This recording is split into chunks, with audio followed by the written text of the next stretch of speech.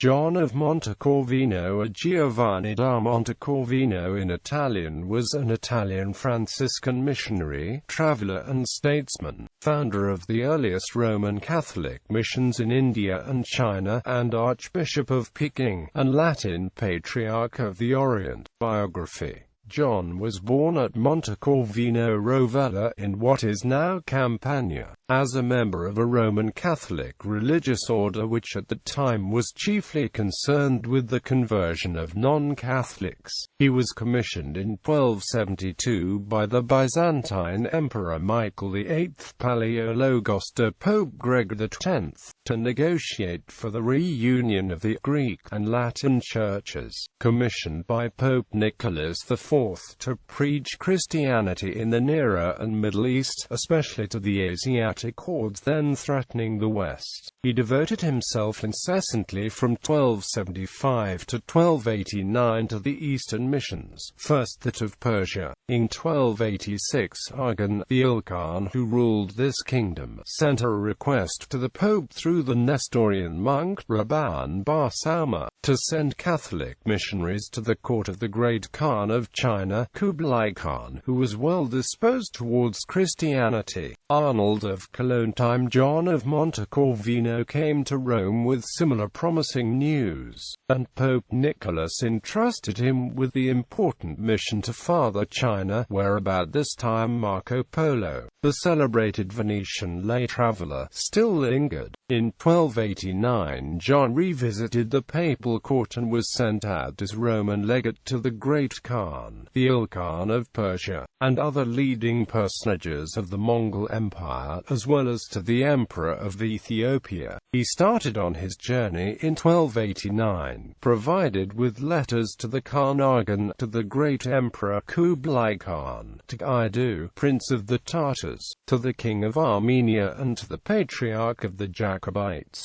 His companions were the Dominican Nicholas of Pistoia and the merchant Peter of Luklongo. He reached Tabriz, then the chief city of Mongol Persia, if not of all Western Asia. From Persia they moved down by sea to India, in 1291, to the Madras region or country of St. Thomas, where he preached for 13 months and baptized about 100 persons. His companion Nicholas died, for the Montecorvino at home, in December 1291, the earliest noteworthy account of the Coromandel coast furnished by any Western European. Traveling by sea from Nestorian Meliapur in Bengal, he reached China in 1294, appearing in the capital, Cambaluc, only to find that Kublai Khan had just died, and Timur had succeeded to the Mongol throne. Though the latter did apparently not embrace Christianity, he threw no obstacles in the way of the zealous missionary,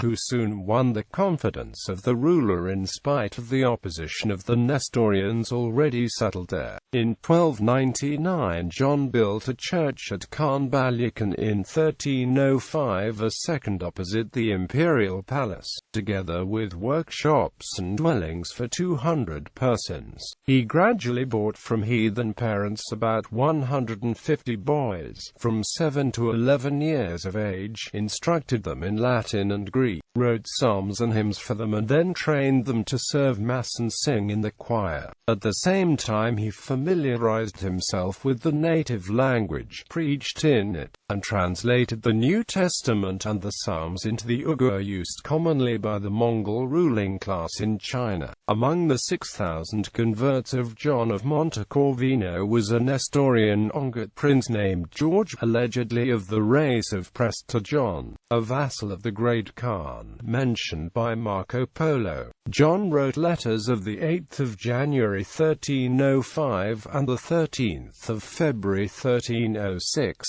describing the progress of the Roman mission in the Far East, in spite of Nestorian opposition, alluding to the Roman Catholic community he had founded in India, and to an appeal he had received to preach in Ethiopia, and dealing with overland and oversea routes to Cathay, for the Black Sea and the Persian Gulf respectively. effectively. After he had worked alone for 11 years, the German Franciscan Arnold of Cologne was sent to him as his first colleague. In 1307, Pope Clement V, highly pleased with the missionary's success, sent 7 Franciscan bishops who were commissioned to consecrate John of Montecorvino, Archbishop of Peking, and Summus Archiepiscopus, chief archbishop of all those countries. They were themselves to be his suffragan bishops.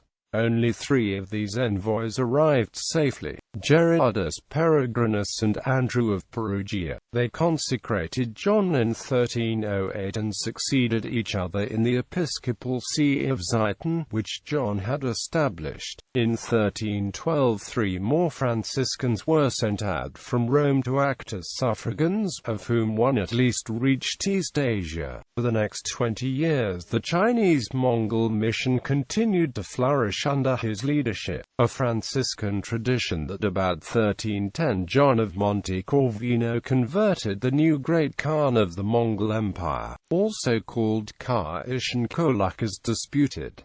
His mission unquestionably won remarkable successes in North and East China. Besides 3 mission stations in Peking, he established one near the present Amoy harbor opposite Formosa Island. John of Montecorvino translated the New Testament into Uyghur and provided copies of the Psalms, the breviary, and liturgical hymns for the Onggit. He was instrumental in teaching boys the Latin chant, probably for acquiring the liturgy and with the hope that some of them might become priests. He converted Armenians in China and Alans to Roman Catholicism in China. John of Montecorvino died about 1328 in Peking. He was apparently the only effective European bishop in medieval Peking. Even after his death, the mission in China endured for the next 40 years. Legacy: Tofen Timur, the last Mongol emperor of China, sent an embassy to the French Pope Benedict XII in Avignon in 1336.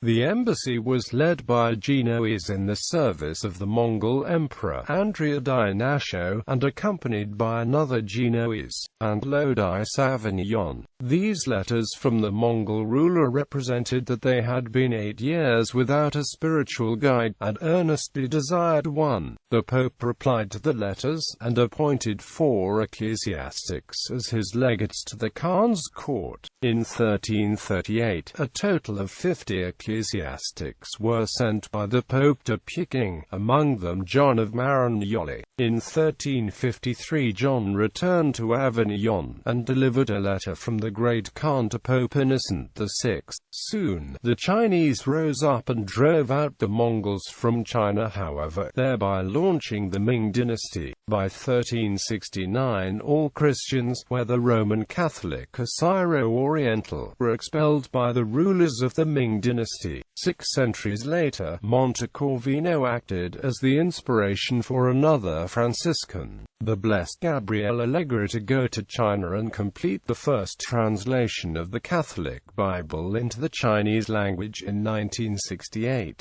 Bibliography: Sir Henry Yule Cathay and the Way That at London, Hacklight Society, 1914, Volume 3, pp. 45-58.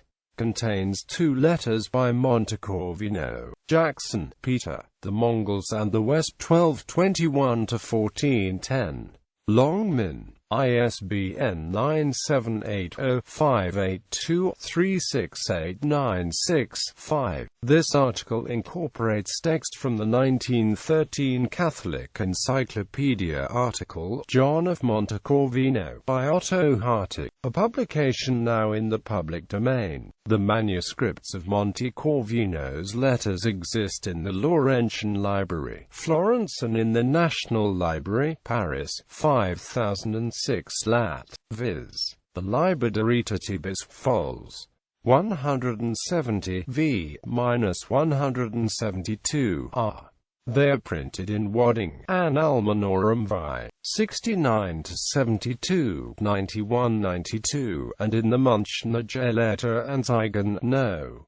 22, part in, pp. 171,175. English translations, with valuable comments, are in Sir H. Yule's Cathay I, 197-221.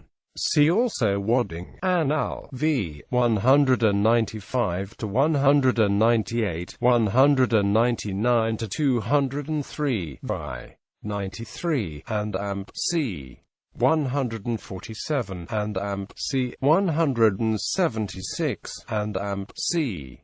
467, and Amp. C. C. R. Beasley, Dawn of Modern Geography, E.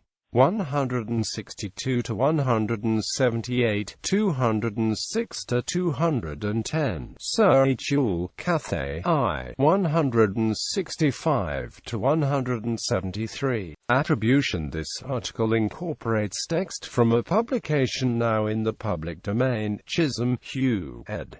Corvino, Giovanni da Monte. Encyclopaedia Britannica, Cambridge University Press.